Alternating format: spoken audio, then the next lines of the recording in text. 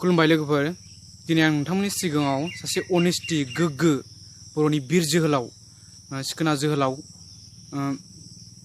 नि हिस्टरि जारिमिनखौ नोंथांमोननि सिगाङाव सुंद'यै फोरमायनो सानदों लोगो नोंथांमोन मिस्टेक आरो रं जायोबा निमाहा होगोन होननानै आं आसा खालामबाय आरो भिडिअखौ बिगिनिं टु एन्डिं जागायनायनिफ्राय लानानै जोबजासिम नायलांगोन होननानै आं आसा खालामबाय आरो नोंथाङा जुदि आंनि चेनेलाव गोदानबा चेनेलखौ साबस्क्राइब खालाम लाइक खालाम आरो कमेन्ट खालाम आरो हागौमानि शेयार खालामनानै हो लोगो नोंथांमोन आरो आगदाथिङै थानाय नटिफिकेसन बेलखौ थुनानै होनो दाबाव लोगो नोंथांमोन गोदो गोदाय जोंहा सिखोना जोहोलाव मुंनि सासे बिर जोहोलाव दंमोन जाहैदों लोगो नोंथांमोन जारिमिनाव लिरनाय दङ बै समाव मा इंराजफ्रा सिखोना जोहोलाव मुंनि बिर जोहोलावखौ खोनानानै सानफ्रोमबो मा गाग्लोबफैयोमोन जाहैदों लोगो नोंथांमोन आरो दावहा नाङोमोन सिखोना जोहोलावखौ दावहायाव फेजेननो हायामोन जाहैदों लोगो नोंथांमोन बिदिनो बै समाव मा मोनसे समाव सिखोना बर'फ्रा मानि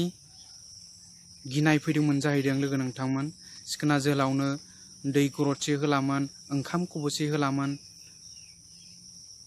माने जायनि न'खराव थायो बै न'खरखौ माने इंराजफ्रा बुग्लुं सुग्लुं खालामोमोन जाहैदों लोगो नोंथांमोन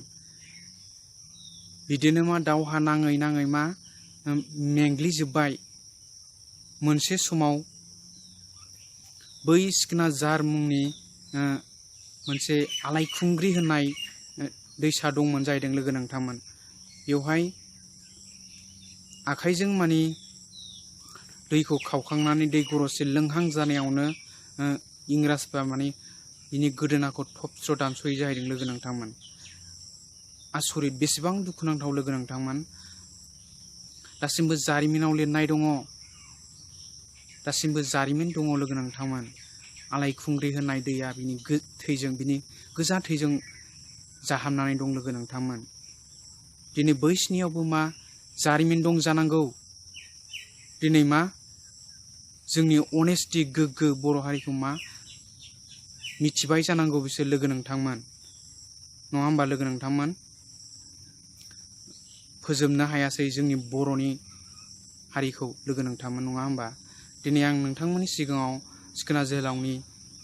हिस्टरि जारिमिनखौ नोंथांमोननि सिगाङाव फोरमायबाय लोगो नोंथांमोन नोंथाङा जुदि आंनि चेनेलाव गोदानबा चेनेलखौ साबस्क्राइब खालामदो लाइक खालामदो आरो कमेन्ट खालामदो आरो हागौमानि शेयार खालामनानै होदो लोगो नोंथांमोन